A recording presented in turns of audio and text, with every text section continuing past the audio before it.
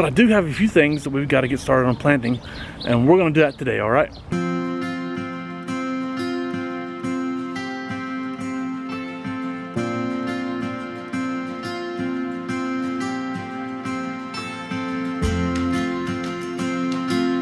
Hey, how's it going, everybody? Welcome back to Art of Creation Homestead. And if you've been following us for any length of time, then you know that one thing we are crazy about doing is making sure we grow a large amount of food, or as much food as possible, in a small space. Now, here we are on a half-acre property, okay? We do not use the front of our house, okay? It looks totally normal in the front. We have a fenced backyard, and we only use our backyard for our chickens and all of our food growing habits, right?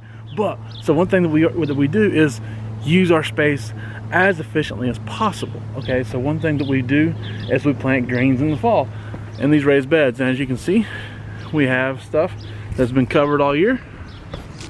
And while they have gotten some weeds in them, they have survived. See, there's some lettuce in there. I gotta go through and clean all that out. There's a large amount of lettuce over here.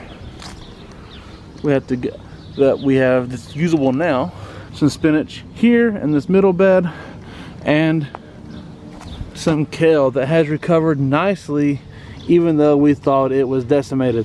Now, something has been digging, tunneling underneath these raised beds, because we cover them with these little grow tunnels for the winter. Something has been digging in these and tunneling underneath. As you can see, this dirt's really mounded up high. I don't know if you can tell it or not. It's really mounded up a few inches above the level of the raised bed. So we gotta get in there and take care of that kind of stuff. But these things have survived. So because of that, we don't need to really plant a whole lot of lettuce and spinach and kale. We probably will plant some, but not as much as we normally would. But I do have a few things that we've got to get started on planting, and we're gonna do that today, all right? And we're over here in our cinder block bed where we've got our garlic planted. The garlic's doing really well. Now, obviously, this chickweed has taken over. It does this every year. The chickweed's taken over, but we got all this garlic planted that is doing great. Fabulous garlic. But we have this open space over here, and we're going to plant these onions in there. Now, these are red Zeppelin onions, okay? We got them from Gurneys.com, and we grew them last year, and they are delicious. So I'm not a big onion fan, but I took a bite of these raw, and it was amazing. So we're going to do that again this year. We're going to plant onions in the bed here and in these holes right here. But first, obviously, we got to get these weeds out, and we got to fill them back with some dirt, okay?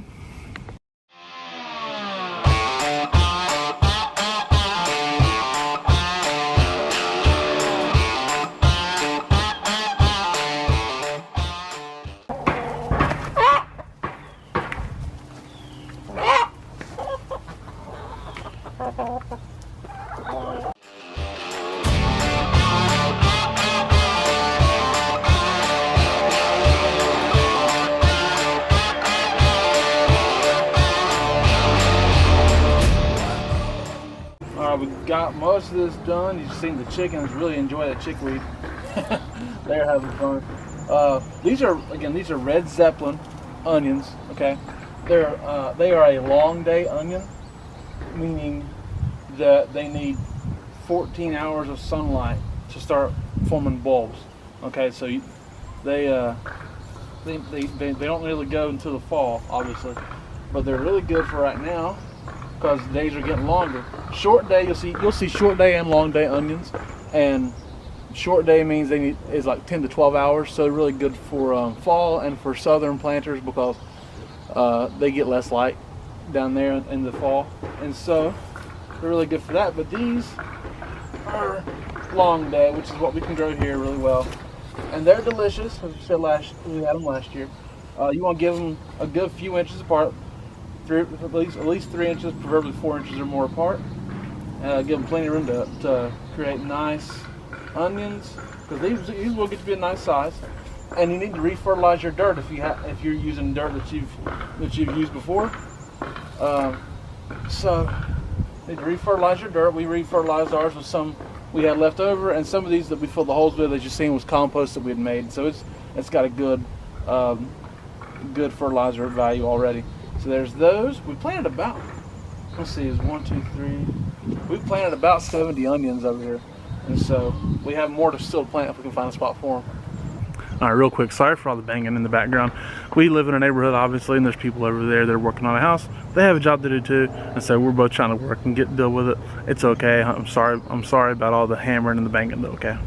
Now, while I was cleaning out those weeds over there, Angela was cleaning up these green stalks, and we're gonna plant some Tom Thumb peas. Okay, good for cool weather. Good for container gardening. These plants only get about this big. Really small plants, but will produce peas. So we're gonna plant them in there and possibly cover them with our green stalk cover, just in case it gets a little cool for them to germinate.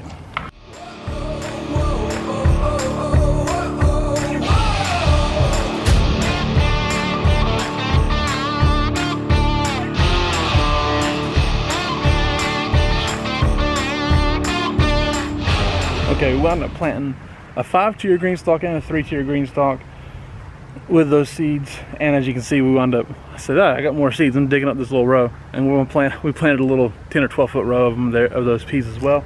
Real quick, if you like those green stalks, we do have a promo code below. Use our link in the promo code, you get $10 off it. We are affiliates with them, so they're an awesome product. We love them to death. We've done other videos singing their praises, but so that's all we got done today, which is enough. We got a good start going. Again, these things are things you can plant in cool weather, and we're not going to waste our space. We want to get some cool weather stuff planted, grow as much as we can, and have them finished up so we can plant some more things this summer, right? So thank you guys so much for watching. We do appreciate it. My name is Jason. My wife is Angela Kay. It's Art of Creation Homestead. We love you guys. God bless you, and goodbye.